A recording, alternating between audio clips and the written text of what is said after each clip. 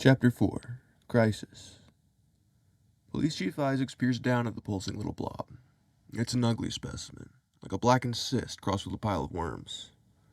She leans in to sniff it and jerks her head away. "Sure is weird," she says. "Sure what it does," Larry says to the professor. Dr. Carpenter plucks a leaf from a potted plant on the desk and drops it into the petri dish. The blob shivers and sways as the leaf touches it. One of its tiny tendrils gently pulls itself out of the agar and wraps around the leaf, crumpling it. "Oh, geez," the chief laughs. "Like a Venus flytrap." "Just watch." She leans in for a better look. The leaf begins to adhere to the sides of the blob, crimson and green blending into a dusty brown. Tiny black veins branch out from the flesh and into the plant material, which quickly withers into a soggy pile. "Disgusting," says the chief. "We saw it do that to a squirrel," says Ben. The chief stabs a finger toward the dish. "This little guy?" "His daddy." Isaacs frowns and steps away from the counter. "And you say this thing ran off into the forest?" "Yes." "You all saw it?" Everyone nods. "I find that really hard to believe." Larry sighs and steps up to the counter. He looks around, finds a scalpel, and stabs the blob. "No!" cries the professor. A ghastly stench erupts from the petri dish, forcing Larry to drop the scalpel and step away, covering his nose. The blob starts to heave and wriggle, tendrils whipping out of the soft agar and flailing around. It wrenches itself completely free and starts to drag itself over the lip of the dish. "Good God," the chief whispers. The professor quickly grabs a large beaker from a shelf and plunges it mouth first over the blob. One of the tumor's fragile roots is severed and it starts flinging itself violently against the glass. A white film sprays out of an orifice on its surface, coating the walls of the beaker in a sticky mess.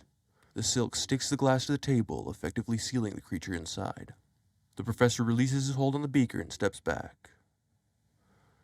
The chief says nothing for a few moments, carefully weighing the impact of everything she just saw. Finally, she asks, "How big did you say his daddy was?" "Big enough to kill a dog," says Ben. "Bigger by the time we find it." Isaacs takes a deep breath. "We need to put that neighborhood into lockdown.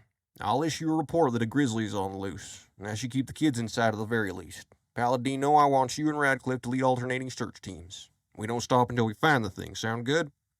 "Why me?" asks Larry. "You're familiar with the creature? Think of it as a promotion. Let's get to it."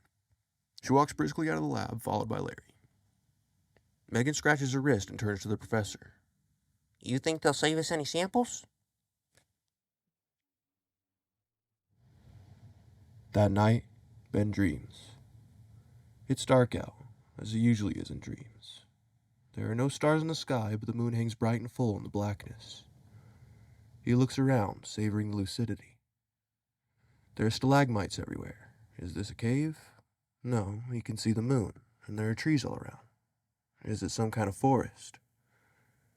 The earth he stands on is soft and squishy, scattered murky pools collecting among the roots of the trees and where the stalagmites meet the ground. He's in a swamp in a cave under the night sky. He hears a tune in the distance, warbling and somber, echoing among the rocks and through the crooked branches of the trees. He follows the sound to a deep pool fed by clear water trickling down from a crack in a stone rock face. There's a woman with her back turned to him, bathing naked in the water. She hears him approach and stops her haunting siren song. "Hello, traveler," she says without turning around. "Would you like to join me in the water?" He traces the curves of her waist with his eyes. "Yes," he says. She begins to sing again, a slow, undulating tune. He knows that song somehow, though he's sure he's never heard it. He approaches, carried by the melodies in his ears like wind in a sail. He's standing right behind her now, and she turns to look up.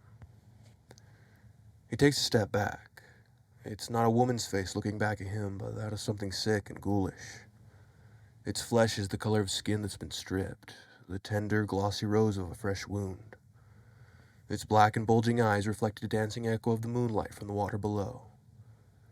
It has no nose to speak of, but across its face stretches a wide and toothless gap, smiling up at him. "Hello, friend," says the thing. It writhes about and sheds its human facade, becoming a coiling mass of slimy violet flesh. Ben is frozen. It slithers up to him and coils around his leg, humming that warbling tune as it climbs.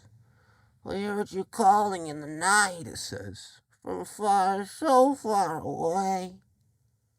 He feels the sticky, slimy flesh of the worm sliding across his belly as it reaches his face up to his.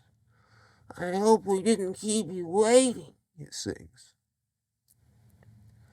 Suddenly, he finds that he can move. He screams and tears the serpent from his torso. The slimy length of the worm whips around limply in the air and falls back into the pool. It splashes around in confusion until it rights itself and their head resurfaces, dripping. Oh, why'd you go and do that? He whines. There's nothing here to harm you, friend. We're only here to stay. It slithers back out of the pool to greet him once again, but doesn't try to climb him this time. What are you? He whispers. Get away from me. Oh, foolish we were to seek you at all, it howls. Golden. He wakes up. By the time he's in the bathroom, brushing his teeth, the dream has faded into oblivion. He gets on with his day.